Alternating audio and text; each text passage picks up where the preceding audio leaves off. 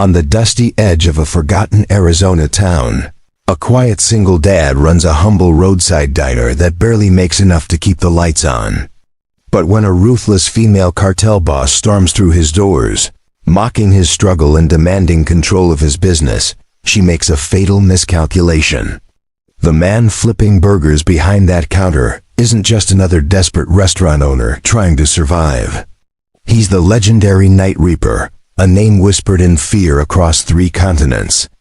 A ghost from an elite past that powerful people paid fortunes to forget, and his resistance won't be fought with violence or intimidation, but with something far more devastating: precision, patience, and a strategic brilliance that turns her own empire against her.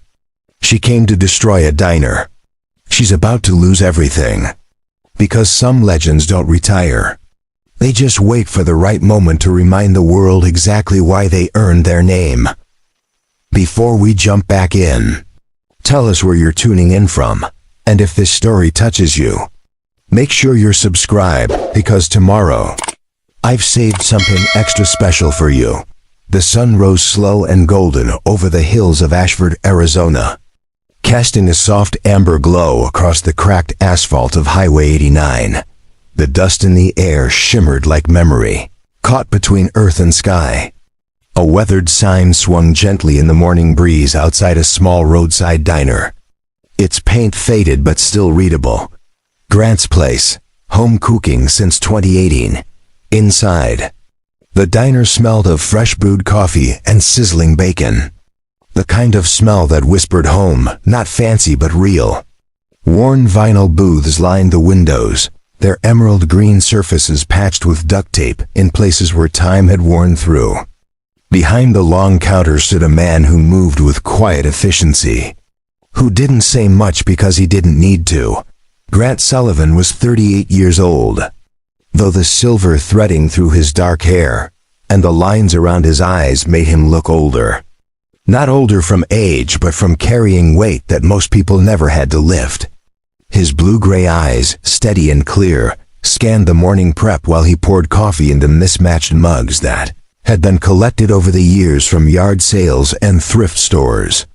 He wore a simple black t-shirt and jeans, sleeves pushed up to reveal forearms marked with faded scars that looked like they had stories attached. Stories he never told. "Morning, Grant," called Wesley Armstrong, a 72-year-old Korean War veteran who always took the same stool, third from the left. His cane leaned against the counter beside him, a constant companion. "Morning, Wes," Grant replied, topping off his mug. "Coffee's hot. Eggs are on. World's still turning." "Evidence suggests you're correct," Wesley said with a wry smile. His weathered hands wrapped around the warm ceramic dot at the corner booth sat Faith Gilbert, a retired nurse who came in every Wednesday and Friday to work on her crossword puzzles in the morning light. Next to her sat Jasper Holt, a mechanic with grease permanently embedded under his fingernails, who ran the only auto shop within 30 miles. He sipped his coffee slowly, savoring each moment, before heading back to a day of wrestling with broken-down trucks. Behind the counter, working the register, was Lily Daniels. She was 23, studying online for her teaching certificate while working the morning shift. Her auburn hair was pulled back in a practical ponytail, and she moved with the kind of nervous energy that comes from having too many responsibilities and not enough hours in the day.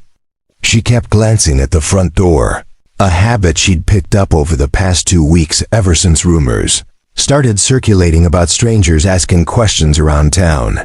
"Grant, orders are up," called a young voice from the kitchen. That was Bryce Chambers, 16 years old and rail-thin, working his first real job to save money for community college. Grant had hired him 3 months ago when the boy showed up asking if there was any work available, any work at all. Now Grant was teaching him more than just how to flip eggs and work a grill. He was teaching him that showing up mattered, that consistency built character, that small actions repeated daily created something larger than yourself. The old jukebox in the corner crackled to life. And Willie Nelson's voice filled the small space with, "On the road again." Grant smiled faintly. There was something holy about mornings like this, simple and slow and decent. Moments that felt both eternal and achingly fragile. He wiped down the counter without looking, his hands moving through the familiar motion like a meditation. Like a man whose muscle memory went deeper than anyone could see. Across from him, Lily leaned in, her voice dropping low. "You ever get the feeling like something's about to happen, but you can't name what it is?" She asked, not quite joking. Grant didn't answer right away. He just looked out the window, his expression unreadable. 3 black SUVs were rolling up the highway, dust clouds kicking up behind them like warning signs written in the desert air. "I do now," he said quietly. The vehicle slowed, then parked directly in front of the diner, engines rumbling low and aggressive. Every conversation in the room went still. Even Willie Nelson seemed to drop into silence. Doors opened. People stepped out. 6 of them, 4 men and 2 women. They moved with the kind of confidence that comes from never being told no, or if they had been, never listening. Tattoos snaked up their arms. Gold chains caught the sunlight. Their eyes scanned the diner like predators assessing prey, but it was the woman who emerged last who commanded attention. She was striking, probably in her mid-30s, with jet black hair pulled back tight and sharp features that could have been beautiful if they weren't so cold.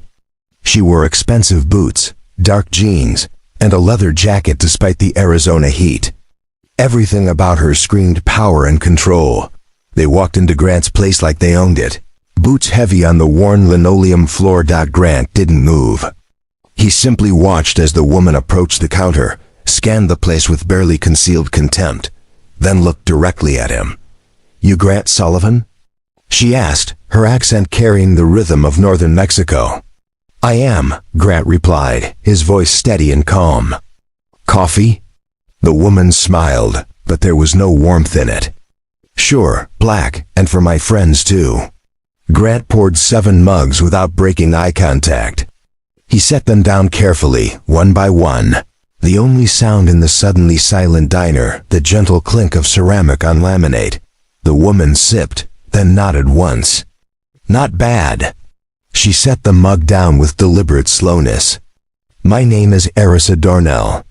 I don't waste time with small talk, so I'll be direct." She leaned forward, her voice dropping just enough that everyone in the diner had to strain to hear. "This highway, this town, everything within 20 miles, it belongs to my organization now. That includes your little diner here. You're going to pay what I say.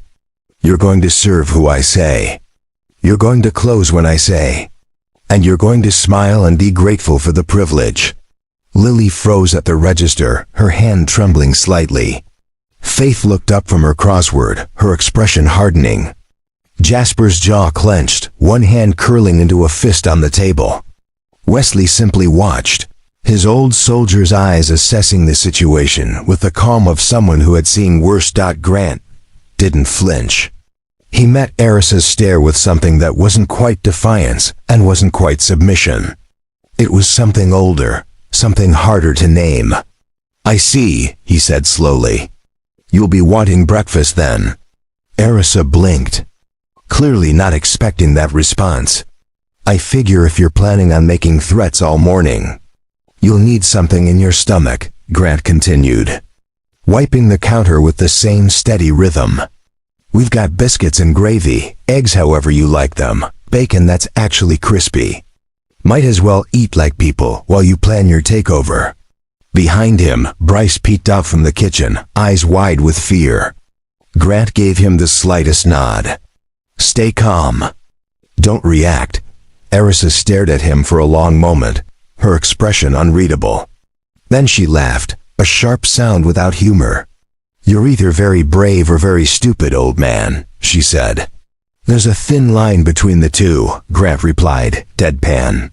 "I walk it every morning at 5 a.m. when I start prep."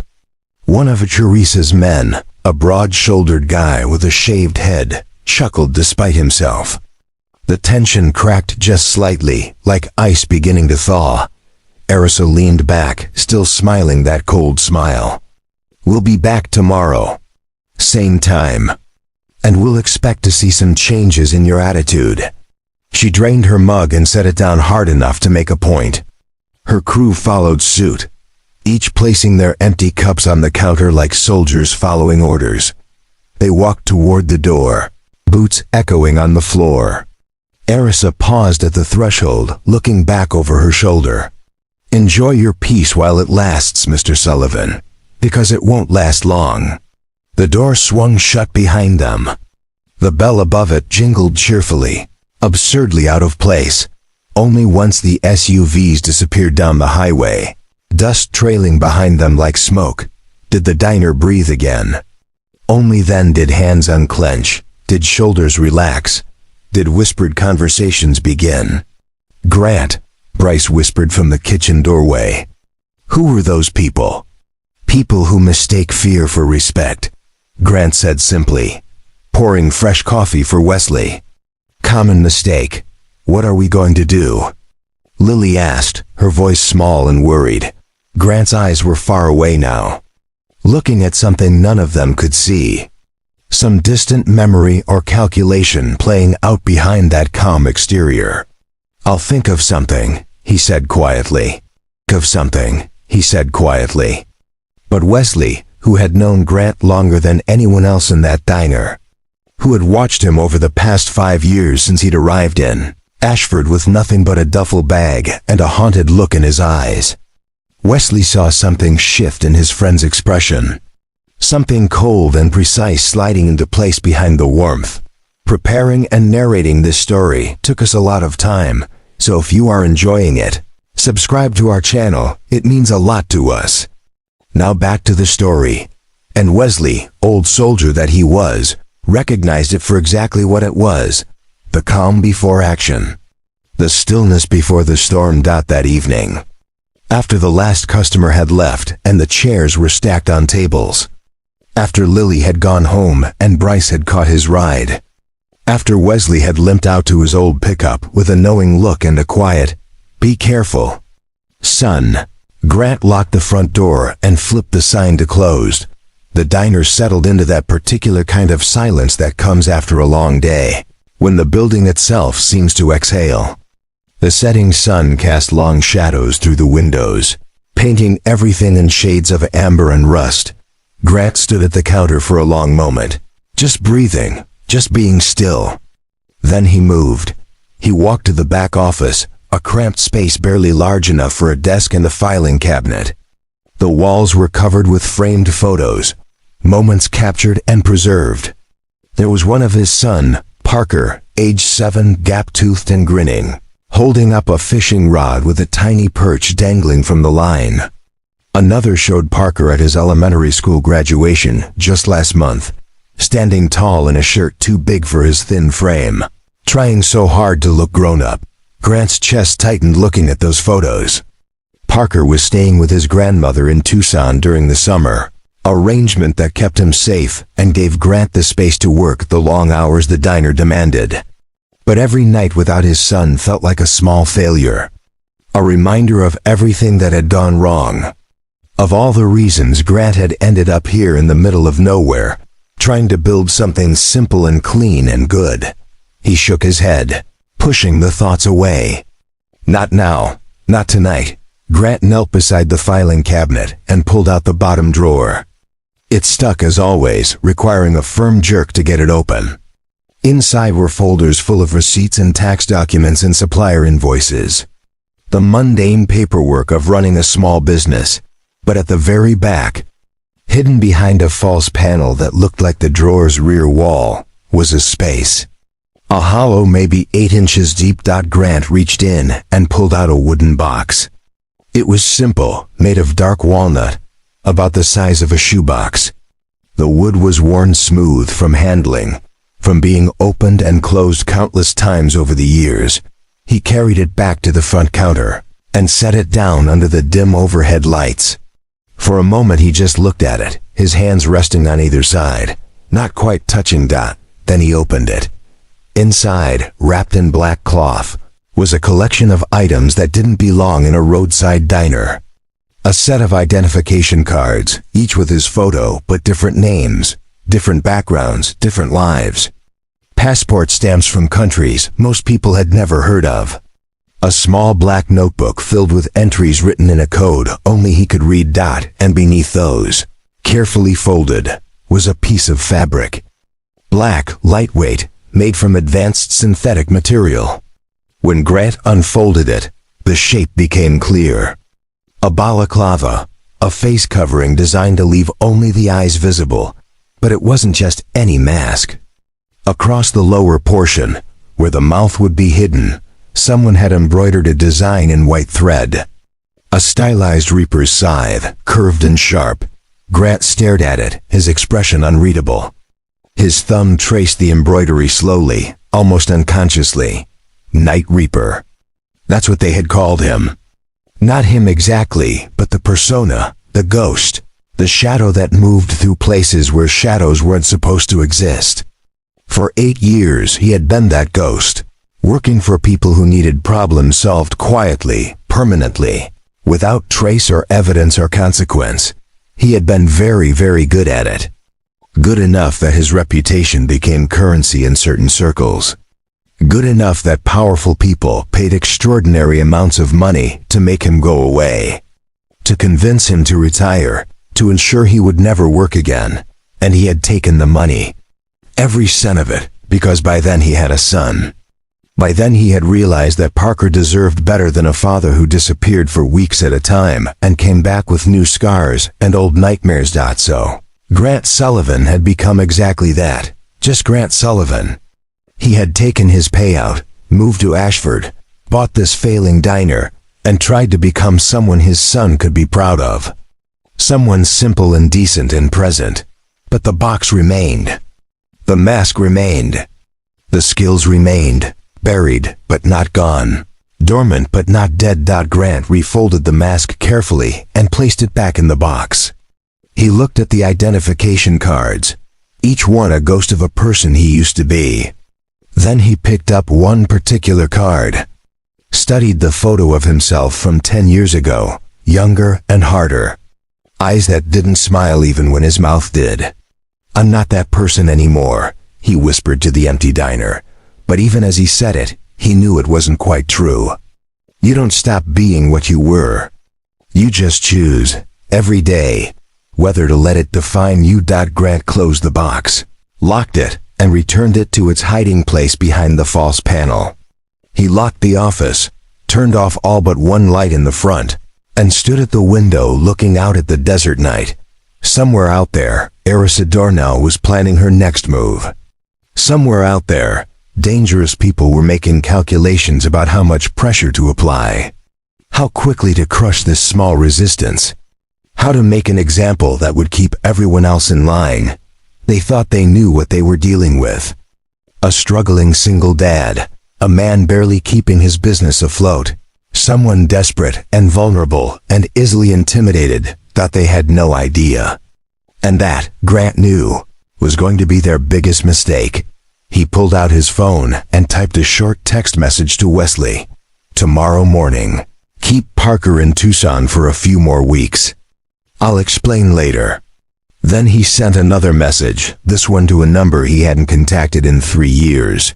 A number that probably wasn't even active anymore. "It's Sullivan. Need information. Erisa Darnell, Cartel Operations, Arizona Corridor. Whatever you have." He didn't expect a response. But 5 minutes later, his phone buzzed. A single word appeared. Confirmed. Grant allowed himself the smallest smile. The network still existed. The ghosts were still watching.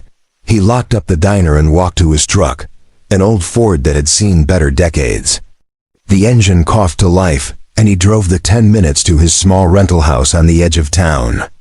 A 2-bedroom place with a porch that sagged, and a yard that was mostly dirt and determination. Inside, he made himself a simple dinner, chicken and rice, eating at the small kitchen table in silence. He washed his dishes, dried them, put them away. He checked the locks on the doors and windows, a habit he couldn't break no matter how many years passed. Then he sat on the couch in the dark living room and let himself think. Really think. About what was coming. About what choices he was going to have to make. About whether it was possible to protect what he'd built without becoming what he'd left behind. Outside, the Arizona night was vast and empty and full of stars. And somewhere in that darkness, gears were already turning, wheels set in motion, the careful machinery of information and strategy beginning to move. The Night Reaper might have retired. But Grant Sullivan was about to remember exactly why that name had once been whispered in fear. The next morning dawned too quiet. The usual sounds of the desert waking up. The birds and insects and distant highway traffic all seemed muted somehow. As if the world itself was holding its breath. Grant arrived at the diner at 4:30 in the morning, same as always. The pre-dawn darkness wrapped around everything like a blanket, and the only light came from the single bulb he kept. Burning over the back door dot, he moved through his routine with mechanical precision. Turned on the coffee maker. Started prep on the biscuit dough. Set bacon to cook on the flat-top grill. Every action familiar. Every movement practiced thousands of times until it required no thought at all. But his mind was elsewhere. It was running through scenarios, calculating variables, assessing resources and weaknesses and potential moves in a game that most people didn't even know they were playing. At 5:15, his phone buzzed. A message from the number he'd contacted last night. This time it wasn't just a word. It was a file, encrypted, sent through channels that didn't officially exist. Grant downloaded it to a burner tablet he kept hidden in his truck. Then he sat in his office, door closed, and began to read. Arisa Dornell. Age 34. Born in Culiacan, Sinaloa.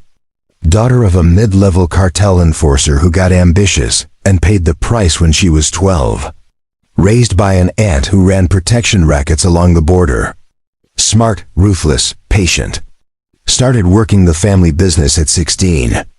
By 25, she'd carved out her own territory through a combination of strategic violence and careful alliance building. Unlike many of her competitors, Arisa didn't rely purely on intimidation. She understood economics, supply chains, leverage points. She identified corridors that larger cartels ignored, smaller highways and back roads that could be exploited without drawing attention from the major players or federal authorities. Highway 89 through Ashford was one of those corridors. Remote enough to avoid scrutiny, trafficked enough to be profitable. She'd been slowly buying up property along the route, putting pressure on business owners, building infrastructure for moving product north and money south. The file included photos. Arisa at various locations, always surrounded by her crew. One photo showed her outside what looked like a warehouse, checking her phone while bodies were loaded into a van behind her. Another showed her at an upscale restaurant in Phoenix, laughing with men in expensive suits who were almost certainly corrupt officials. But it was the financial information that told the real story. Shell companies, offshore accounts, networks of legitimate businesses that laundered money from the illegal operations. It was sophisticated, layered, designed to be untraceable, except nothing was truly untraceable. Not if you knew where to look. Not if you had the skills to follow the threads back to their source. Grant studied the information for 40 minutes, committing key details to memory. Names, locations, patterns. Then he deleted the file, factory reset the tablet, and smashed it with a hammer before throwing the pieces in 3 different dumpsters around town. By 6 a.m., he was back behind the counter as Lily arrived for her shift. She looked tired, dark circles under her eyes suggesting she hadn't slept well. "Morning," she said quietly. "Morning," Grant replied, pouring her a coffee without asking. "You okay?" She nodded, not convincingly. "Just worried about yesterday. About those people. They're bullies," Grant said simply. Bullies rely on fear. Once you see through that, they're just people making bad choices. But what if they come back? What if they hurt someone? Grant met her eyes, his expression serious but calm. I won't let that happen. I promise you. There was something in the way he said it, some absolute certainty in his voice, that made Lily believe him. She nodded, taking a sip of her coffee, and began setting up for the morning rush. Wesley arrived at 7, taking his usual stool. Jasper came in 10 minutes later. Faith showed up with her crossword book. Slowly, carefully, the diner filled with its regulars, people who had nowhere else to go, who needed this small pocket of normalcy in their lives. And then, right at 8 o'clock, the black SUVs returned. 3 of them, just like yesterday. They parked in the exact same positions, engines rumbling. Everyone in the diner went silent. Coffee cups paused halfway to lips. Conversations died mid-sentence. The doors opened. The same crew emerged. And Arissa Dornell stepped out last, wearing different clothes, but the same cold expression. They walked in, and this time there was no pretense of pleasantness. Arissa strode directly to the counter and leaned across it, invading Grant's space deliberately. Have you thought about my offer? She asked, her voice low and dangerous. I have, Grant replied calmly. And my answer is no. Arissa's eyes narrowed. You're making a mistake. Maybe, Grant said. But it's my mistake to make. One of her men, the broad-shouldered one from yesterday, stepped forward. Boss, you want me to teach him some manners? Arissa held up a hand, stopping him. She was still looking at Grant, studying him with new intensity. You know what I think? She said slowly. I think you're not as scared as you should be. I think there's something you're not telling me. Grant didn't respond. He just held her gaze, steady and unblinking. Who are you really, Grant Sullivan? Arissa asked. Because this, she gestured around the diner, this doesn't add up. A man running a failing diner in the middle of nowhere, refusing an offer from someone like me. That's either stupid or suicidal. Or maybe, Grant said quietly, I'm just someone who's tired of running. The words hung in the air between them. Arissa's expression shifted slightly, something like recognition flickering in her eyes. You ran from something, she said. Something bad enough that you ended up here. Grant didn't confirm or deny. He simply said, everyone's running from something. Arissa leaned back, a slow smile spreading across her face. Interesting. She turned to her crew. Boys, I think Mr. Sullivan needs some time to reconsider. Let's help him understand the situation better. The broad-shouldered man grabbed a salt shaker from the nearest table and threw it against the wall, where it shattered. Another man swept his arm across a booth, sending sugar dispensers and napkin holders crashing to the floor. Lily gasped. Bryce came running from the kitchen, but Grant barked, Stay back! Wesley started to stand, but Grant caught his eye and shook his head fractionally. Not now, not yet. The destruction was methodical, calculated. Not enough to really damage anything, just enough to make a point. Arissa watched it all with satisfaction. Her arms crossed. Then she walked over to where Faith sat, frozen in her booth, crossword book clutched in trembling hands.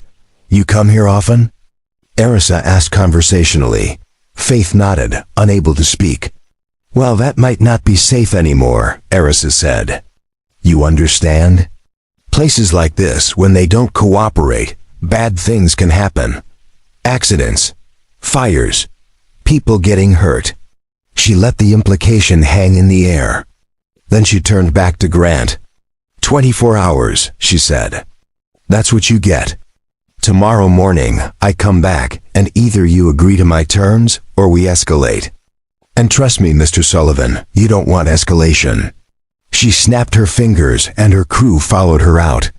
The SUVs roared to life and pulled away, leaving dust and threat and fear hanging in the morning air. For a long moment, nobody moved. Then Faith started crying quietly, her hands shaking. Jasper stood and began picking up the broken items. Lily rushed over to comfort Faith. Grant came out from behind the counter and knelt beside the older woman's booth. "Faith, look at me," he said gently. She met his eyes, tears streaming down her weathered cheeks. "You're safe here," Grant said. "I promise you. Whatever happens, you're safe." "How can you promise that?" She whispered. "Those people, they're dangerous." "I know," Grant said. "But so am I." It was said so quietly that only Faith heard it. But the absolute certainty in his voice, the cold precision in his eyes in that moment, made her believe him. The morning continued, but everything had changed. The easy warmth of Grant's place had been replaced with tension and fear. Customers who came in for their usual breakfast took one look at the atmosphere and left quickly. The lunch rush never materialized. By 2 o'clock, Grant closed early. He sent Lily and Bryce home with full pay and promises that everything would be okay. Wesley lingered, sitting at the counter while Grant cleaned. "You're going to do something," Wesley said. It wasn't a question. Grant kept wiping the counter. "I don't know what you're talking about." "Yes, you do." Wesley took a sip of coffee. "I was Special Forces, Grant. Long time ago, different war. But I recognize the signs. I've seen that look before. You're not a restaurant owner who used to be something. You're something that's been pretending to be a restaurant owner." Grant stopped wiping. He looked at his old friend, this man who had been kind to him from the first day he arrived in Ashford, who had never asked questions, who had simply accepted him. "I can't talk about it," Grant said finally. "Don't need you to," Wesley replied. "Just need you to know that whatever you're planning, you're not alone. This town, these people, we look out for each other. And that includes you." Grant felt something tighten in his chest, some emotion he'd been keeping locked away. "I appreciate that. But this is my fight." "No," Wesley said firmly. "It's not. The moment she threatened Faith, the moment she smashed up your place, it became everyone's fight. You might have special skills, whatever they are. But you can't do this alone." Grant started to argue, then stopped. Because Wesley was right. The Night Reaper had always worked alone, had always been a ghost operating in isolation. But Grant Sullivan wasn't the Night Reaper anymore. He was part of a community, part of something larger than himself, and that changed everything. "Okay," Grant said quietly. "Then I'm going to need your help. All of you." Wesley smiled grimly. "Just tell us what to do." That night, Grant didn't go straight home. Instead, he drove 20 miles out of town to a storage unit he rented under a different name. Paid for with cash, visited maybe twice a year. He opened the roll-in door and flipped on the battery-powered lantern inside. The space was small, 10 by 10. And mostly empty except for a few boxes stacked in the back. Grant pulled out one box and opened it. Inside were burner phones, still in their packaging. Portable hard drives. Cash in various denominations. And a laptop, old but functional. Equipped with specialized software that didn't appear in any commercial catalog. He spent 3 hours in that storage unit. Working by the light of the lantern, fingers moving across the keyboard with practice speed. He was mapping Eris's network, identifying her properties, her accounts, her associates. Every piece of information from the file he'd received was being cross-referenced, expanded, connected to other data points. By midnight, he had a picture. Not complete, but enough. Enough to start building a strategy. Enough to identify pressure points and vulnerabilities. The Night Reaper had been a tool of violence, quick and final. But Grant Sullivan was going to be something different. He was going to dismantle Eris's operation piece by piece, systematically, without ever throwing a punch or firing a shot. He was going to use her own infrastructure against her. He was going to make her empire collapse from within while she watched helplessly. Because that's what you did when you couldn't be the monster. anymore, but still needed to fight the monsters. You got smarter. You got more precise. You turned their weapons into their weaknesses. Grant closed the laptop, packed everything carefully away, and locked the storage unit. He drove home through the empty desert night, his mind already 3 steps ahead, already planning tomorrow. Erisa Dornell had given him 24 hours. She thought that was a threat. She didn't realize it was exactly the time he needed. The hunt had begun.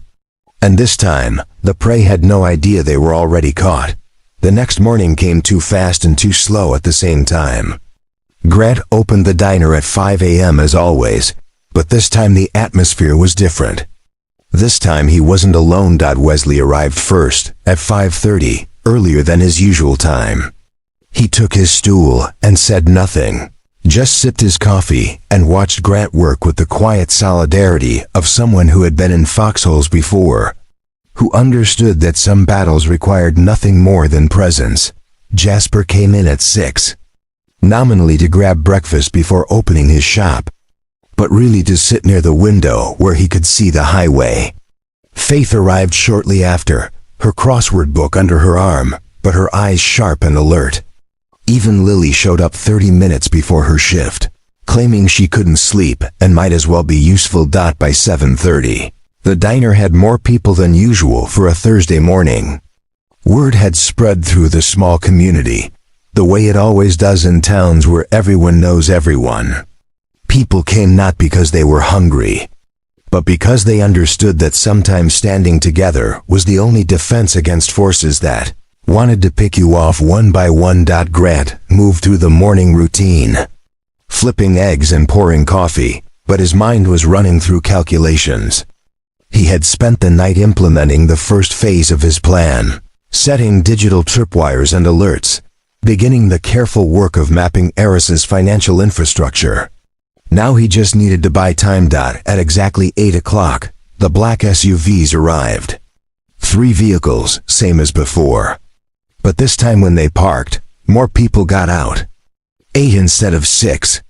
Erisa was bringing reinforcements, making sure Grant understood the imbalance of power. They walked in, and immediately the atmosphere shifted. Erisa scanned the room, taking in the increased number of customers, the way everyone had positioned themselves strategically, the quiet defiance in their faces. Her expression hardened. "Interesting," she said, her voice carrying across the silent diner. "You brought friends." Grant stood behind the counter, arms crossed, his posture relaxed but his eyes alert. They were already here. People come for breakfast. It's what diners do. Erisa walked slowly toward the counter, her crew fanning out behind her. One of them, a lean man with a neck tattoo, moved toward Wesley. Another positioned himself near the kitchen door where Bryce was visible, frozen with a spatula in his hand. "I gave you 24 hours to make a smart decision," Erisa said, stopping directly in front of Grant. "Time's up. So what's it going to be? You going to cooperate, or do we need to make this unpleasant?"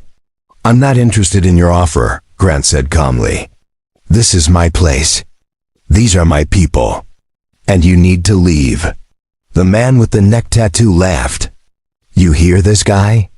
Acting tough with 8 of us standing here." Erisa held up a hand, silencing him. She was still studying Grant with that intense focus, like she was trying to solve a puzzle that didn't quite fit together. "You're not scared," she said quietly. "You should be, but you're not. Why?" "Maybe I'm just stubborn," Grant replied. "No." Erisa leaned forward, her voice dropping to almost a whisper. "I've seen stubborn. I've broken stubborn. You're something else. You're calm. Like you know something I don't." Grant didn't respond, but something flickered in his eyes, just for a moment. And Erisa caught it. "You've done this before," she said, realization dawning. "Not this exactly, but something like it. You've faced down dangerous people before." "Lady, I've faced down health inspectors and IRS audits," Grant said. "Everyone's dangerous when they want to be." But Erisa wasn't buying it anymore. She pulled out her phone and tapped a few times, then held it up showing Grant a photo. It was grainy, taken from a distance, but it showed a man in tactical gear, face obscured by a black mask with a white design across the lower portion. A scythe. Grant's expression didn't change, but inside, alarms were going off. Where had she gotten that photo? That operation was supposed to be erased from every database, every record, every memory. "I've been asking around about you," Erisa said softly. "Making calls to people who know people. And a funny thing happened. Your name kept coming up connected to another name. A nickname, really. The Night Reaper." The diner went absolutely silent. Even the coffee maker seemed to stop hissing. "At first, I thought it was a coincidence," Erisa continued. "But then I started putting pieces together. A man who shows up in a small town 5 years ago with cash to buy a failing business. A man who keeps to himself, doesn't talk about his past, has skills that don't match his resume. A man who doesn't flinch when threatened by people who make their living through fear." She lowered her phone, her smile cold and triumphant. "You're him. You're the ghost everyone thought disappeared. The man governments paid millions to make go away because you knew too much, had done too much." She laughed, a sharp sound. "And here you are, flipping burgers in Arizona." Grant's jaw tightened. This was escalating faster than he'd anticipated. He'd known his past might surface eventually, but he'd hoped for more time, more preparation. Wesley spoke up from his stool. "Don't know what nonsense you're talking about, but Grant's been nothing but decent to this town. Whatever wild stories you've heard, they got nothing to do with who he is now." Erisa glanced at Wesley, amused. "Old man, I don't need you to defend him. In fact, knowing who he really is makes this much more interesting." She turned back to Grant. "See, now I understand why you're not scared. You think you can handle us because you used to handle worse. But here's the thing, Mr. Night Reaper or whatever you call yourself now, those skills are old. You're old. And I'm not some terrorist cell or rogue operation you can just eliminate quietly in the dark." She stepped even closer, her voice hardening. "I have resources. I have networks. I have people in law enforcement, in government, everywhere that matters. You make one move against me, and I don't just come after you. I come after everyone here." She gestured around the diner. "Your old man friend there. The girl at the register. That kid in the kitchen who's about to wet himself. Every single person who's ever been nice to you in this pathetic little town." Grant's hands were flat on the counter, and for the first time, the people who knew him saw something change in his face. Not fear, but something colder. Something that made the temperature in the room seem to drop. "You're making threats against people under my protection," he said quietly. "That's a mistake." "A mistake?" Erisa laughed. "You're one man, Sullivan. One tired, washed-up former operator trying to play at being normal. I'm an organization. You can't fight an organization." "You'd be surprised what one person can do," Grant said. "Especially when they have nothing left to lose. But you do have something to lose." Erisa pulled out her phone again and swiped to a new photo. This one showed a boy, maybe 8 years old, getting into a car outside a house in Tucson. Parker, Grant's eyes went dead. Completely, utterly dead. And everyone in the room who knew anything about violence recognized that look. It was the look that came before something terrible happened. "Where did you get that?" Grant's voice was barely above a whisper, but it carried more menace than any shout could have. "I told you, I have resources," Erisa said. "Your son, Parker, right? Staying with his grandmother while Daddy works hard at his little diner. Such a sweet setup. Would be a shame if something happened to disrupt that." Wesley stood up from his stool, his cane gripped tight. Jasper moved toward the counter. Faith's hands were shaking, but she was reaching into her purse. Even Lily, scared as she was, positioned herself between the kitchen and Erisa's men. The community was moving. instinctively, to stand with Grant, but Grant held up one hand, stopping them. "Everyone sit down," he said quietly. "This doesn't involve you." "The hell it doesn't," Wesley growled. "Sit down." Grant's voice carried command now. The voice of someone who had led operations in places where hesitation meant death. Wesley, old soldier that he was, recognized the tone and reluctantly sat. Grant turned his full attention to Arisa. "You just crossed a line you can't uncross. Is that right?" Arisa smirked. "What are you going to do about it? You lay one hand on me, on any of my people, and my organization comes down on this entire town like a hammer. Your son becomes an orphan. These people," she gestured around, "they lose everything. That's the reality, Sullivan. You're trapped." "No," Grant said softly. "You are." Something in the way he said it made Arisa's confidence waver, just slightly. "What's that supposed to mean?" Grant pulled out his phone and set it on the counter, screen facing up. "While you were busy trying to intimidate me and finding that old photo, I was busy too. See, the thing about being the Night Reaper wasn't just about being good at what I did. It was about being thorough. About understanding systems, networks, vulnerabilities. Systems, networks, vulnerabilities." He tapped his phone once. 3 hours ago, I sent a very detailed file to 5 different federal agencies. ATF, DIA, FBI, FinCEN, and ICE. That file contains complete financial records of your operation. Every shell company, every offshore account, every property purchase, every single transaction you've made in the last 6 years. Arisa's face went pale. "You're bluffing, am I?" Grant swiped his phone, showing her a screen. It displayed confirmation receipts, case numbers, agent contact information. I also sent copies to 3 investigative journalists who specialize in cartel operations. And I uploaded encrypted versions to several secure servers with dead man switches. If anything happens to me, to my son, to anyone in this town, those files go public. Fully public. Every name, every transaction, every corrupt official you've ever paid off. The silence in the diner was absolute. Arisa stared at the phone, her mind clearly racing, trying to figure out if this was real, if he could possibly have done what he claimed.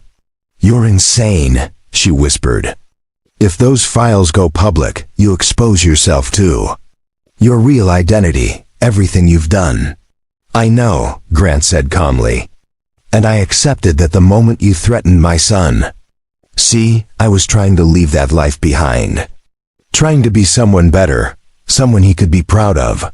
But you made me realize something. I can't run from what I was. I can only choose how I use it." He leaned forward, his voice dropping to a whisper that somehow carried more threat than any shout. "So here's what's going to happen. You're going to leave this diner. You're going to leave this town. You're going to pull all your operations off Highway 89, and you're going to forget we ever existed. Because if you don't, if you come back, if you even think about my son or these people again, I won't just expose your operation. I'll dismantle it. Piece by piece. Transaction by transaction. Account by account. I'll take everything you've built, and I'll burn it to the ground while you watch." Arisa's hands were trembling now, with rage or fear or both. "You think federal agencies will protect you? You think anyone cares about one diner in the middle of nowhere?" "No," Grant said. "But they care about taking down a major cartel operation. They care about arrests and headlines and political wins. You're about to become very valuable to them. The question is whether you become valuable as a cooperating witness who helps them take down bigger players, or as a trophy they parade in front of cameras." He straightened, his expression cold and final. "Clock's ticking, Arisa. Every second you stand here, more people are reading those files. More connections are being made. More evidence is being logged. You came here to take over my diner. Instead, you just lost your entire operation. So I suggest you start figuring out your next move. Because your time just ran out." Erisa stared at him, her jaw clenched, her eyes burning with rage and something else. Something that looked almost like respect. "This isn't over," she said. "Yes," Grant replied quietly. "It is, you just don't know it yet." Erisa turned sharply and strode toward the door. Her crew followed, confused and uncertain, looking to their boss for guidance. As they reached the entrance, Erisa paused and looked back. "You just made the biggest mistake of your life," she said. "No," Grant said. "You did when you threatened people I care about. The Night Reaper killed people. Grant Sullivan protects them. And I'm very, very good at both." The door slammed shut. The SUVs roared to life and tore out of the parking lot, spraying gravel and dust. For a long moment, nobody in the diner moved. Then Wesley let out a long, shaky breath. "Grant," he said quietly, "what exactly did you just do?" Grant's shoulders sagged slightly, the tension draining out of him. "What I had to." Lily's voice was small and uncertain. "Are we safe? Is she really going to leave us alone?" "For now," Grant said. "But I need to make some calls. I need to make sure those files actually land in the right hands, and that they take action quickly. The faster the federal agencies move, the less time Erisa has to retaliate." Faith stood up, walked to the counter, and placed her weathered hand over Grant's. "You protected us," she said simply. "Whatever you were before, whatever name they called you, you're a good man now." Grant looked at her, and for the first time that morning, his expression softened. "I hope so, Faith. I really hope so." Jasper cleared his throat. "So what now?" Grant took a deep breath. "Now we wait. We stay alert. We stick together. And we hope that I played this right." He looked around at the faces of the people who had become his community, his family, the reason he'd tried so hard to leave his past behind. They were scared, but they were here. They had stood with him when they could have run. "Thank you," he said quietly. "All of you. For not leaving when you had the chance." Wesley raised his coffee cup. "This is our town too, Grant. You're not the only one worth fighting for." Others raised their cups in silent agreement. And in that moment, in that small diner in the middle of nowhere, Arizona, something shifted. They weren't just customers anymore. They were a community that had been tested and had chosen to stand together. Grant returned to the kitchen, moving on autopilot, starting the day's work because work was what you did, no matter what. But his mind was already 3 steps ahead, already planning, already preparing for whatever came next. Because he knew Erisa. He knew people like her. And he knew that what had just happened wasn't the end. It was just the beginning of something much more dangerous. The question was whether Grant Sullivan could win this fight without becoming the Night Reaper again. Without losing the man he'd fought so hard to become. And honestly, he wasn't sure he knew the answer. For 3 days, nothing happened. The black SUVs didn't return. No threats came. The diner operated normally, or as normally as it could, with everyone jumping at sudden noises and watching the highway, like sentries on duty. But Grant wasn't idle. He was making moves that nobody else could see, setting pieces in motion across a board that stretched far beyond Ashford. On the first day, he made contact with Agent Sarah Chun at the D. She was someone he'd worked with tangentially years ago. Back when he was the Night Reaper and government sometimes needed problems solved that couldn't be solved through official channels. She owed him, not that debts meant much in that world, but she at least answered his encrypted call. "This is extremely irregular," she said after he'd explained the situation. "You're a civilian now. You can't just hand us a case and expect us to jump." "The files are real," Grant said. "Everything you need to take down a major distribution network along the southern corridor. Names, dates, transactions, properties. It's all verified. All you have to do is act on it. There was a long pause. "Why are you doing this? What's your angle?" "Protection," Grant said simply.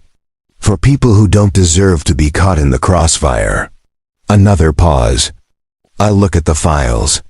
If they're as good as you say, we might be able to move on it. But Sullivan, you know how this works. Even if we act fast, it takes time to build a case, get warrants, coordinate raids. You're looking at weeks, maybe months."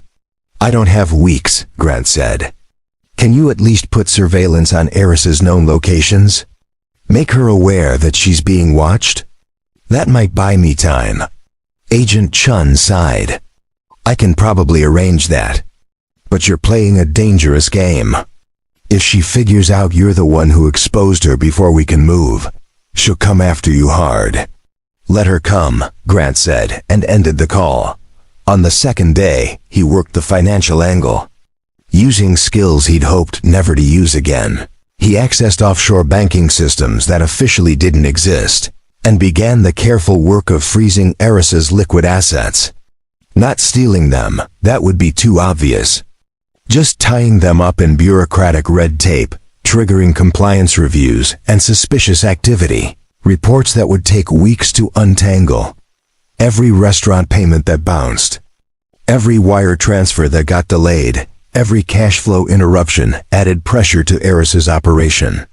Criminal enterprises ran on cash flow just like legitimate businesses. Disrupt that flow and everything downstream started to crumble. He worked from his storage unit, hunched over the laptop, fingers flying across keys, diving into systems that would have terrified most hackers. But Grant had been trained by people who built these systems, who knew every backdoor and vulnerability. By the end of the second day, he'd locked up roughly 40% of Eris's accessible money. Not enough to cripple her, but enough to hurt, to make her scramble.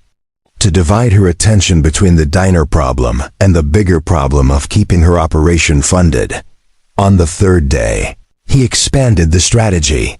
He began leaking information to Eris's competitors, other cartels and criminal organizations that would be very interested to know that she was under federal investigation, that her finances were exposed, that she was vulnerable. In the underworld, weakness was blood in the water. Sharks came fast. He did this carefully, anonymously, through channels that couldn't be traced back to him.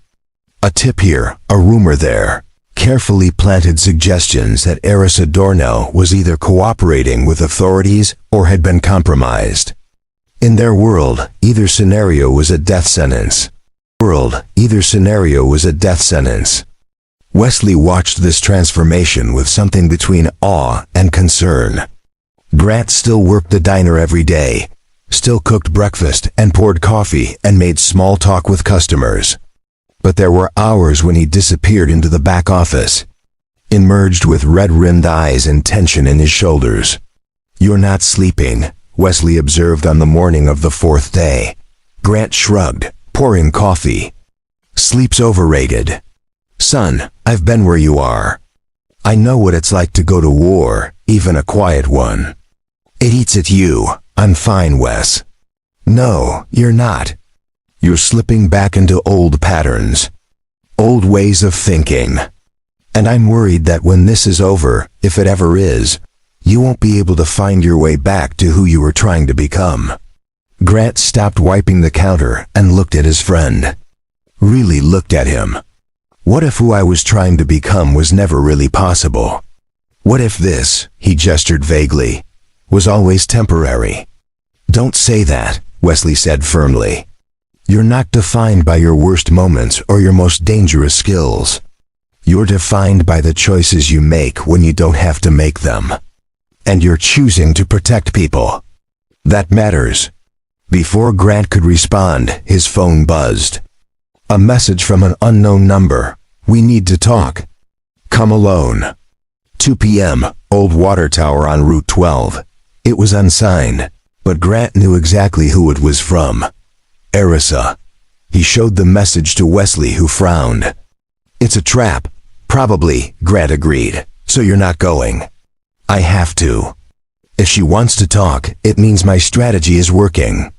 She's feeling the pressure and wants to negotiate. Or she wants to put a bullet in your head. Grant smiled grimly. She could do that any time. She knows where I live, where I work. If she wanted me dead, I'd be dead. No, this is something else. Then let me come with you. Or Jasper, someone. She said alone. If I show up with backup, she know I don't trust the situation, and it'll escalate. Better to hear what she has to say, and if it is a trap? Grant's expression went cold and distant. Then she'll learn why people used to call me the Night Reaper. At 1:30 that afternoon, Grant closed the diner early, claiming equipment maintenance. He made sure Lily, Bryce, and the regulars were gone before he left. Only Wesley remained, watching from the window as Grant climbed into his truck. Be careful, Wesley called. Grant nodded and drove away. The old water tower was about 15 miles outside Ashford. Down a dirt road that nobody used anymore since the new wells had been drilled. It was isolated, exposed, exactly the kind of place you'd choose for a meeting if you wanted to make sure the other person wasn't bringing hidden backup. Grant arrived 10 minutes early and parked his truck in a weak position where he could leave quickly if needed. He got out and walked to the base of the tower, positioning himself where he had clear sight lines in all directions. At exactly 2 o'clock, a single black SUV approached, driving slowly. It stopped about 50 yards away, and Arisa got out. She was alone, or at least appeared to be. She walked toward Grant with her hands visible. No weapons drawn. They stood facing each other in the desert heat. Two people who understood violence and strategy, and the cost of both. You've been busy, Arisa said without preamble. So have you, Grant replied. My accounts are frozen. My shipments are being delayed. My competitors are circling. And federal agents are suddenly very interested in properties I own. She tilted her head. You did all that in 3 days? I told you I would. I didn't believe you could. I thought you were bluffing, that you'd handed over some basic intel, and were hoping it would scare me. She laughed, but there was no humor in it. I underestimated you. That's rare. I don't usually underestimate people. What do you want, Arisa? She pulled out a pack of cigarettes, lit one, took a long drag. I want to understand you.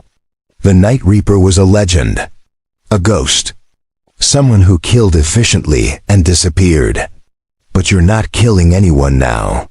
You're dismantling my operation using financial forensics and digital warfare. That's not the same person. People change, do they? She studied him. Or do they just find new ways to be what they always were? Grant didn't answer. Arisa blew out smoke, watching it dissipate in the desert air. I have a proposal. I'm listening. You stop. You stop whatever you're doing to my operation. You stop feeding information to federal agencies. You stop interfering. And in exchange, I leave you alone. I leave this town alone. I move my operations to a different corridor, and we never cross paths again. And I'm supposed to trust you? No, she said honestly. But you're supposed to be smart enough to recognize a good deal. You've hurt me, I'll admit that. But you haven't destroyed me. I still have resources, still have people, still have reach. If this turns into a real war, people get hurt. Maybe not you, maybe not right away, but eventually. Someone you care about. Someone's kid coming home from school. Someone's grandmother buying groceries. Accidents happen, Sullivan. You know that. Grant's jaw clenched. You're threatening them again. No, I'm stating facts. You want to protect these people? Then accept my offer. Let me leave gracefully, and everyone stays safe. What about the federal investigation? I'll handle that. I have lawyers, I have connections. I can make problems go away if I have time and space to work. But not if you're actively sabotaging me. So we have a choice. We can both walk away from this, or we can keep fighting until someone loses everything. Grant was quiet for a long moment, thinking through scenarios and outcomes. If he accepted, Erisa would retreat, at least temporarily. The immediate threat would be gone. Life could return to something like normal, but he'd also be letting a criminal organization continue operating somewhere else, hurting other people in other towns. And he'd have to trust that Erisa would keep her word, which was a dangerous assumption. "No deal," he said finally. Erisa's eyes narrowed. "You're making a mistake. You said that before. I'm still standing. For now." She dropped her cigarette and ground it out with her boot. "I came here in good faith, offering you a way out. You're refusing. That means what happens next is on you." "What happens next," Grant said quietly, "is that I keep doing exactly what I've been doing. I keep exposing your operation, keep disrupting your business, keep making sure that every day you stay anywhere near this town becomes more expensive than the day before. Eventually, you'll have two choices. Abandon this corridor entirely or go to prison. Those are your only options. You're very confident for someone who's outnumbered and outgunned." "I don't need guns," Grant said. "I just need to be smarter than you. And so far, that's been pretty easy." Erisa's expression hardened. "You know what I think? I think you want this. You want the conflict because it makes you feel alive again. You've been playing house in your little diner, pretending to be normal, but you've been dying inside. And now you finally have an excuse to be who you really are." The words hit closer than Grant wanted to admit. "Maybe you're right," he said. "Or maybe I'm just someone who's tired of watching bad people hurt good ones and not doing anything about it. Either way, the result is the same. You need to leave." Erisa stared at him for a long moment, then nodded slowly. "Okay, Sullivan. You want war? You've got it. But remember, you chose this." She turned and walked back to her SUV. Before getting in, she called back, "I'll give you credit, Night Reaper. You're everything the stories said you were. Too bad that's not going to be enough." The SUV drove away, leaving Grant alone in the desert with the wind and his thoughts and the growing certainty that he'd just made either the best or worst decision of his life. He pulled out his phone and sent 3 text messages. One to Wesley, "Meeting done. Heading back." One to Agent Chun, "She's not backing down. You need to move faster." And one to a number he'd sworn he'd never contact again. A digital ghost who traded in information and favors. Need everything on Erisa Darnell's personal life. Family, weaknesses, pressure points. "I'm going to war, and I need ammunition." The response came back in seconds. "This will cost you." Grant typed back, "Name your price." Because if Erisa wanted war, he'd give her war. But it would be fought on his terms, with his methods, and it would end with her operation in ruins. The Night Reaper was supposed to be retired.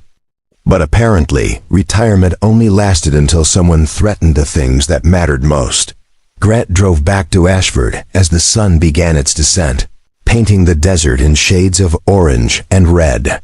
He had work to do, phone calls to make, plans to finalize. And somewhere in all of that, he needed to find a way to explain to Parker, when he finally brought him home, why Daddy's quiet little diner had become the center of something dangerous. But that was a problem for another day. Today, he had a war to plan. And he was very, very good at planning wars. 5 days after the meeting at the water tower, everything came to a head. Grant had spent those days escalating his campaign against Erisa's operation. Every asset she tried to access got flagged. Every shipment she tried to move got mysteriously delayed at checkpoints. Every associate she tried to contact found themselves under increased scrutiny from local law enforcement. He was everywhere and nowhere, a ghost haunting her organization, dismantling it piece by piece. The digital information he'd received about her personal life had been comprehensive, and he'd used it ruthlessly. Her younger brother, trying to go legitimate with a restaurant in Tucson, suddenly faced health inspections and permit reviews. Her accountant found his own accounts frozen pending audit. Her lawyer got disbarred for unrelated ethical violations that Grant had quietly ensured became public knowledge. That it was surgical, methodical, devastating. And it was working.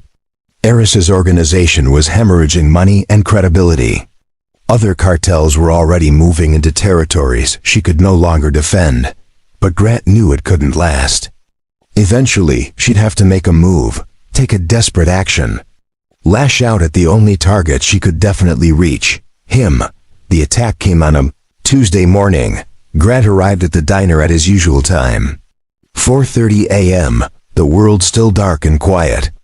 He unlocked the back door and stepped inside, flipping on lights, starting the coffee maker, moving through his routine. He was at the prep counter, measuring flour for biscuits when he heard it. A sound that didn't belong. The soft click of a door latch from somewhere in the dining area. He'd locked that front door himself, which meant someone had picked it.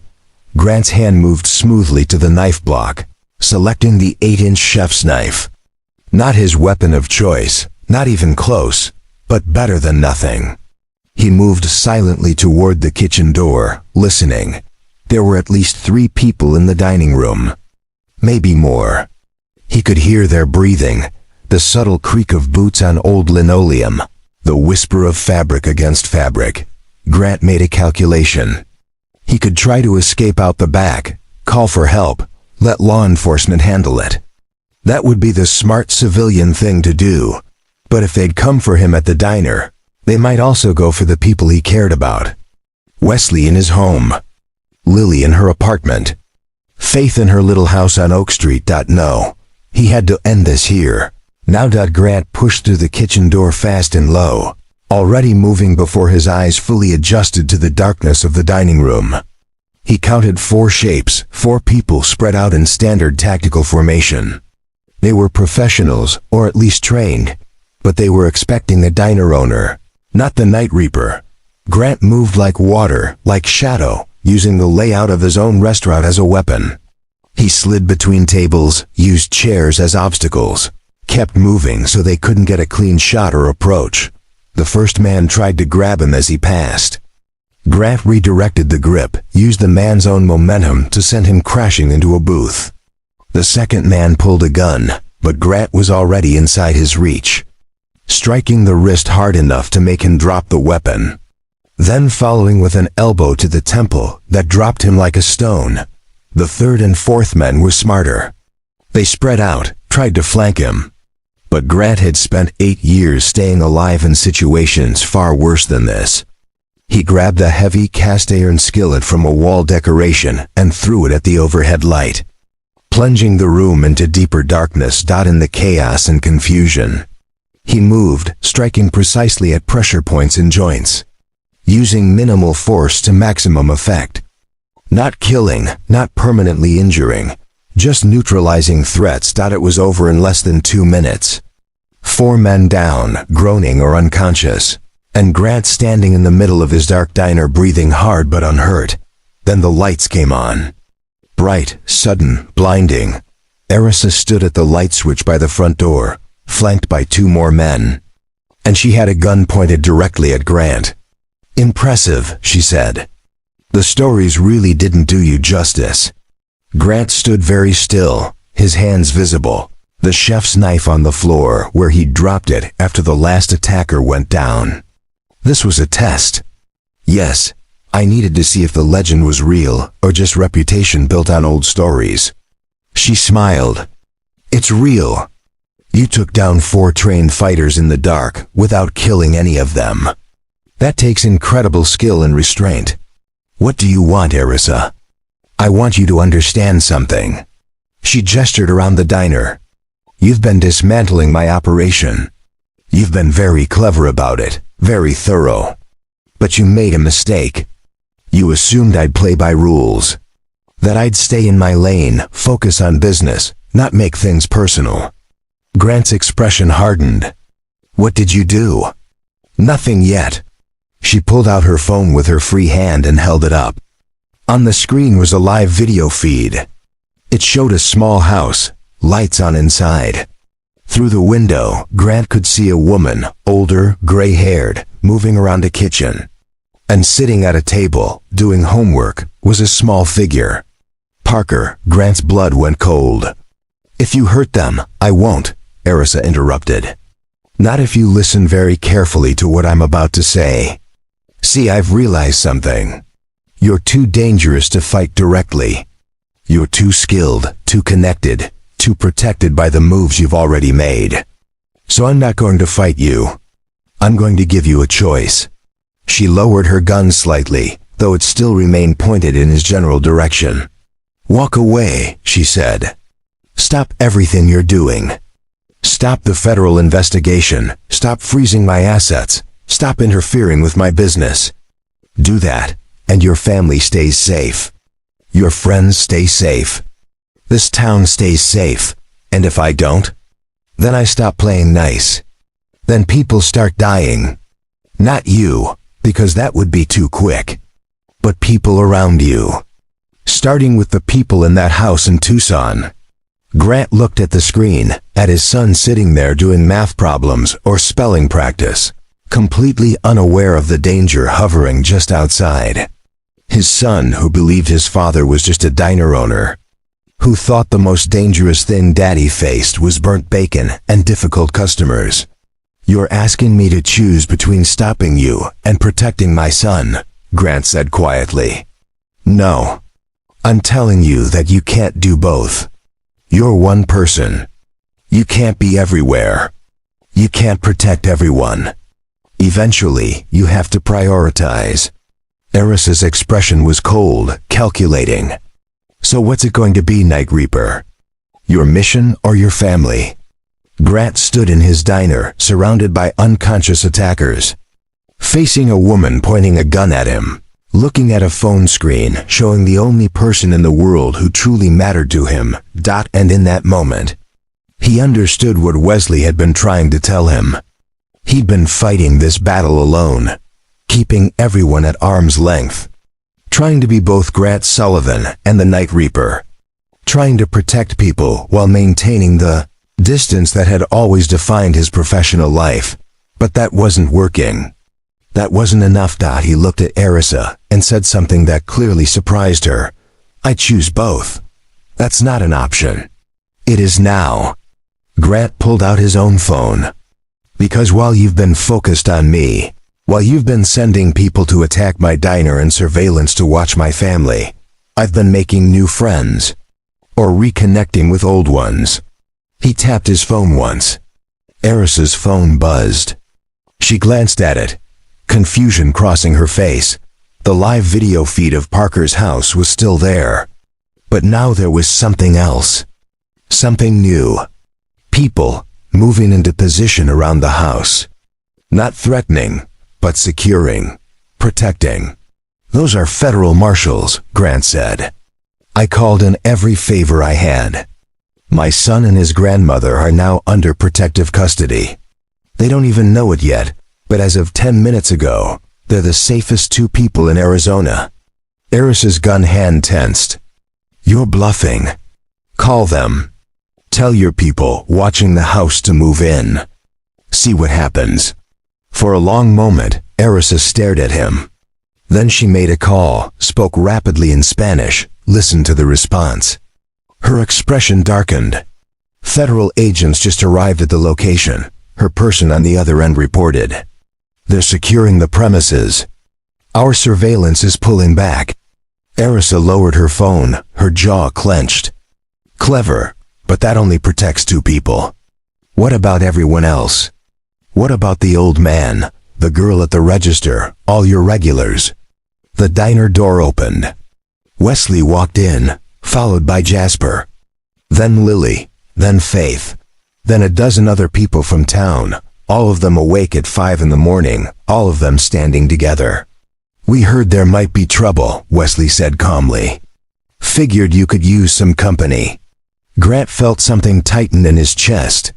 His community, his people, standing with him even when it put them at risk. "You can't threaten all of us," Wesley continued, addressing Erisa directly. You can't hurt an entire town without making noise, without drawing attention. And attention is the last thing you want right now, given how many federal agencies are already investigating you. Erisa looked around at all the faces, at the people who had chosen to stand together rather than hide. Her tactical advantage was evaporating. She was outnumbered, exposed, recorded by multiple phones that were certainly capturing this entire interaction. This isn't over, she said. But her voice lacked its earlier certainty. Yes, it is, Grant said firmly. Because here's what's going to happen next. You're going to leave. You're going to pull all your operations out of this corridor. And you're going to disappear before the federal indictments come down. Because they're coming, Erisa. Probably within the week. Agent Chun didn't just review my files, she acted on them. Right now, as we're standing here, operations are being executed against your organization in 4 different states. Erisa's eyes widened. You're lying. His eyes widened. You're lying. Grant's phone buzzed. He glanced at it, then turned the screen so she could see. A news alert. Major drug trafficking organization disrupted in multi-state operation. That's you, Grant said quietly. That's your empire collapsing in real time. So you have 2 choices now. You can waste time trying to hurt me, trying to salvage your pride, or you can run. You can disappear while you still can, before they track you down. Erisa stood frozen, her mind visibly racing through options and finding none of them good. Finally, she lowered her gun completely. You win, she said, the words bitter. This time you win. No, Grant replied. We win. He gestured around the room. Because I didn't do this alone. And that's the difference between you and me. You built an empire on fear and control. I built a family on trust and community. Your empire can be destroyed. This, he gestured to the people standing with him, this can't. Erisa looked at him one last time, something almost like respect in her eyes. Then she turned to her men. Let's go. They gathered their injured associates and moved toward the door. At the threshold, Erisa paused.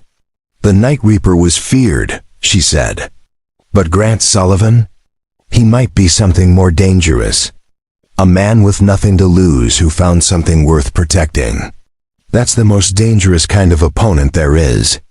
Remember that, Grant said. If you ever think about coming back. She nodded once, then left. The SUV started and drove away, disappearing into the pre-dawn darkness. For a long moment, nobody in the diner spoke. Then Wesley started clapping, slowly at first, then joined by others, until the whole room was applauding. Grant felt overwhelmed, exhausted, and strangely emotional. Thank you, he said quietly. All of you. That's what family does, Faith said simply. They show up. Lily was crying but smiling. Is it really over? Yes, Grant said. It's really over. His phone rang. Agent Chun, he answered. Sullivan, I don't know what you did, but whatever it was, it worked. We've got simultaneous operations running in Arizona, New Mexico, Texas, and California. We've seized properties, frozen accounts, and arrested 17 people in the last 3 hours. The Dornell organization is done. What about Erisa herself? Still at large. But she's on every watch list now. She won't stay free for long. Grant thanked her and ended the call. He looked around at his diner, at the broken chairs and overturned tables, at the people who had stood with him. Well, he said, I guess I should start making breakfast. It's going to be a long day. And despite everything, despite the violence and fear and tension, people laughed. Because that's what you did after surviving something terrible. You laughed and you made breakfast, and you reminded yourself what you were fighting for in the first place. The sun was rising over Ashford, casting golden light through the diner windows. And for the first time in weeks, Grant Sullivan felt like he could finally breathe. The war was over. And somehow, impossibly, they had 1.2 weeks after the confrontation. Life in Ashford began to settle into something resembling normalcy. The black SUVs never returned. News reports confirmed that Arisa Dornell had been arrested attempting to cross into Mexico. Captured by federal agents who had been tracking her movements since the night she left Grant's diner, the investigation revealed the full extent of her operation. And Grant's information had been instrumental in dismantling a network that had operated for nearly a decade. Agent Chun called personally to thank him, though she also warned him that his involvement would remain classified to protect his identity. Grant's place returned to its usual rhythm. The breakfast rush came and went. Wesley took his usual stool. Faith worked on her crosswords. Lily studied for her teaching exams during slow periods. And Bryce had grown more confident in the kitchen, no longer jumping at every sound. But something fundamental had changed. The customers who came in now looked at Grant differently. Not with fear, exactly, but with a kind of reverent respect. They knew he protected them, though most didn't know the full details of how or from what. On a quiet Thursday afternoon, a final black sedan pulled up to the diner. Grant tensed instinctively, then relaxed when he recognized the government plates. Agent Chun stepped out, accompanied by a man in expensive suit who looked like he'd never been within 50 miles of a place like this. They entered, and Grant poured coffee without being asked. "Mr. Sullivan," the man said formally. "I'm Deputy Director Morrison, FBI. I wanted to thank you personally for your assistance in the Dornell case." Grant nodded. "Just protecting my home. You did considerably more than that.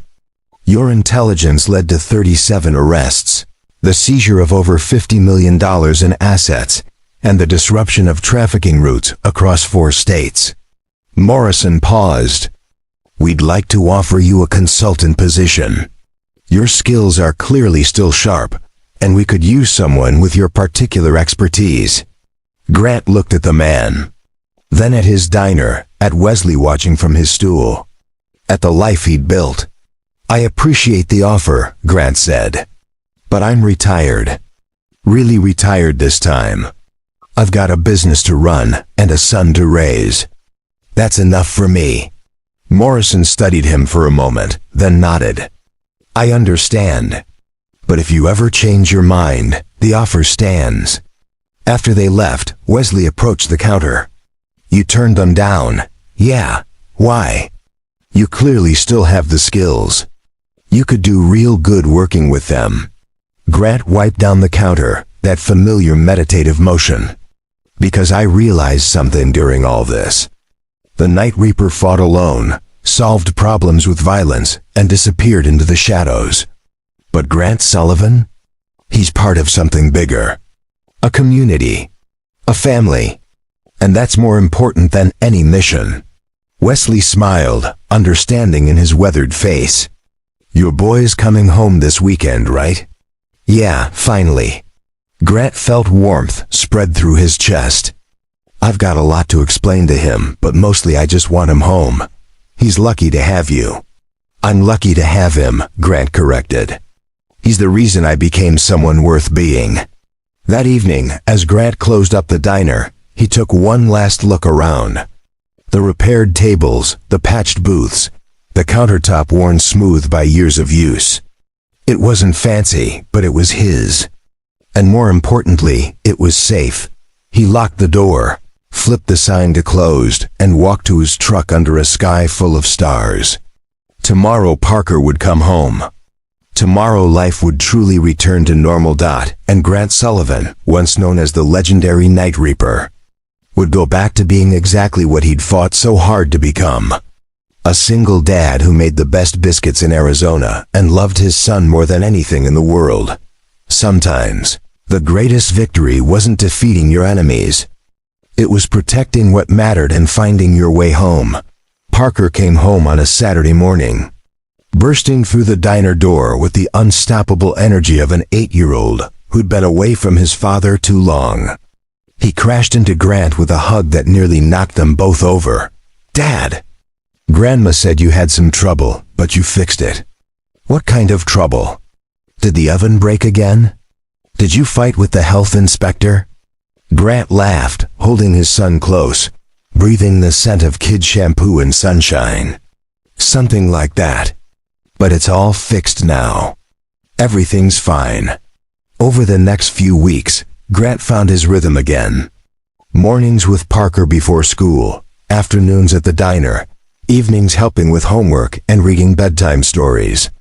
The simple, beautiful routine of being a parent. But there were moments, quiet moments late at night, when Grant would sit alone and process everything that had happened. He'd pulled out the wooden box one final time, looked at the mask with its embroidered scythe, and made a decision. He burned it. Not out of shame, but out of closure. The Night Reaper was a part of his past that had served its purpose one last time. Now it could rest. Wesley noticed the change in him. "You seem more settled," he observed one morning. "I am," Grant said. "I spent 5 years trying to pretend I was never that person, never the Night Reaper. But that was wrong. I can't erase my past. I can only choose what to do with the skills it gave me." "And what did you choose?" "To use them to protect, not destroy. To build, not tear down. To be someone my son can be proud of, not because I'm ordinary, but because I'm extraordinary in ways that matter." Faith, overhearing the conversation, added her wisdom. "You know what I think? I think heroes aren't people who never make mistakes or never do hard things.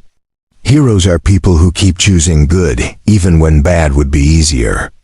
Grant felt something settle in his chest, a peace he hadn't felt in years. "Thank you, Faith, for everything. For standing with me when you didn't have to." "Oh, honey," she said gently. "We're family. That's what families do." The diner had become more than a business. It was a gathering place, a sanctuary. A reminder that community wasn't just about proximity, but about choosing to show up for each other. Lily graduated from her online teaching program and got a job at the local elementary school. But she kept working weekend shifts at the diner because, as she said, "Some places feel like home." Bryce saved enough money for community college and was planning to study culinary arts. "Because you showed me that cooking isn't just about food," he told Grant. "It's about taking care of people." One quiet evening, after Parker had gone to bed, Grant sat on his sagging porch and called Agent Chun. "How are you settling in?" She asked. "Good, really good, actually. No regrets about turning down our offer." "No regrets about turning down our offer." Grant watched the stars emerge in the darkening sky. "None. I did my time in that world. Now I'm doing something different. Something better. Well, if you ever need anything, you know how to reach me." After hanging up, Grant realized that for the first time since he could remember, he wasn't looking over his shoulder. Wasn't waiting for the next threat. Wasn't wondering when his past would catch up with him. He'd faced it down, integrated it into who he'd become, and emerged not as the Night Reaper or just Grant Sullivan, but as something more complete. A father, a community member, a protector who'd learned that sometimes the bravest thing you could do was stay and build rather than disappear into shadows. The healing wasn't dramatic or instant. It was slow and steady, like dough rising, like relationships deepening, like trust building one day at a time. And that, Grant realized, was exactly how it should be. A year later, Ashford had transformed in subtle but meaningful ways. Grant's place had become something of a local legend, not because of what happened there, but because of what it represented.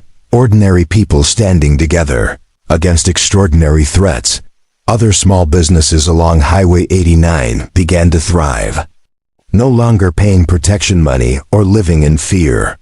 The community had learned that unity was stronger than any individual threat. Grant received a letter from a small town in New Mexico. Their community was facing similar pressure from criminal organizations, and they'd heard about what happened in Ashford. Could he offer guidance? He could, and did. Not by becoming the Night Reaper again, but by teaching them what he'd learned. Document everything. Build networks of support. Involve federal authorities early. Use legal and financial pressure rather than violence. Over the next several months, Grant quietly consulted with 5 different communities facing similar situations. He never left Ashford, never picked up a weapon, never did anything that would take him away from Parker or the diner. But his strategic mind, his understanding of criminal operations, and his hard-won wisdom helped others protect what mattered to them. Wesley watched this evolution with pride. "You've become a teacher," he observed. "I guess I have," Grant replied. Funny how life works out. Parker, now 9 years old, had grown more confident and thoughtful. He knew something had happened the previous year, something serious that his father didn't talk about in detail. But he also knew that people in town looked at his dad with respect, that their home was safe, and that was enough. One evening, doing homework at the counter while Grant prepped for the next day, Parker asked, "Dad, were you ever a hero?" Grant paused, considering how to answer. "I don't know about hero, but I've tried to do good things when I could. Mr. Wesley says you saved the town. The town saved itself. I just helped a little." Parker thought about this, then returned to his math problems. But before Grant could go back to work, his son added, "I think you're a hero anyway, even if you just make really good pancakes." Grant felt his throat tighten. "Thanks, buddy. That means more than you know." The diner became a model, written about in small journals about community resilience and economic development. Researchers came to study how a small town had resisted organized crime without militarization or violence. Grant always deflected credit to the community, to Wesley's steady presence, to Faith's courage, to everyone who'd stood together. And late at night, when Grant tallied the day's receipts and locked up, he'd think about the path that had brought him here.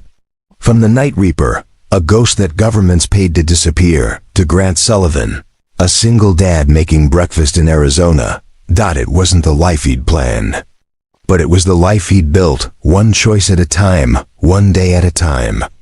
And that made all the difference. 2 years after Eris's arrest, on a warm spring morning, Grant stood outside his diner watching Parker and his friends ride bikes in the empty parking lot before school. The sign above the door had been repainted, the parking lot repaved, the building itself showing signs of care and investment. Inside, Wesley sat at his usual stool. Older now but still sharp, still present. Faith worked her crossword. Jasper argued good-naturedly with Lily about whether the breakfast burrito counted as a traditional diner food. Bryce, home from culinary school for the weekend, helped in the kitchen, his skills now far beyond what Grant had taught him. This was what winning looked like, Grant realized. Not dramatic, not glamorous. Just people living their lives without fear, building something together, showing up for each other day after ordinary day. A young woman entered, looking nervous and determined. "Are you Grant Sullivan?" she asked. "I am," he replied, pouring coffee. "What can I do for you?" "My name is Emily.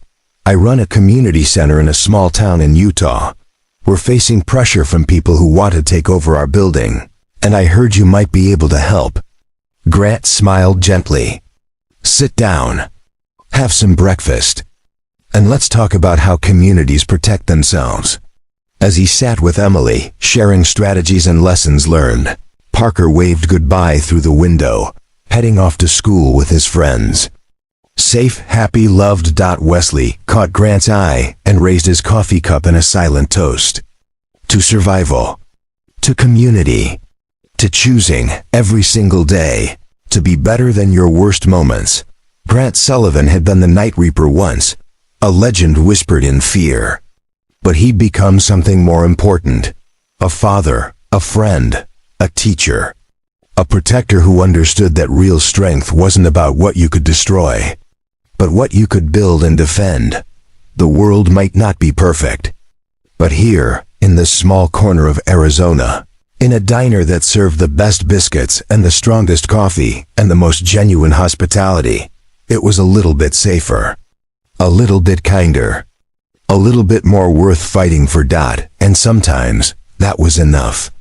Sometimes that was everything. Before you go, we'd love to hear from you. Where are you watching from? And what part of Grant's story resonated with you the most? Have you ever had to stand up for something you believed in, even when it was scary? Your thoughts and experiences mean everything to this community. If you haven't already, please consider subscribing so you don't miss the next chapter of these inspiring journeys. Your support helps us keep sharing stories that remind us that ordinary people can do extraordinary things when they choose courage over comfort. From all of us here, thank you for spending your time with us today. We're honored to have you as part of our family.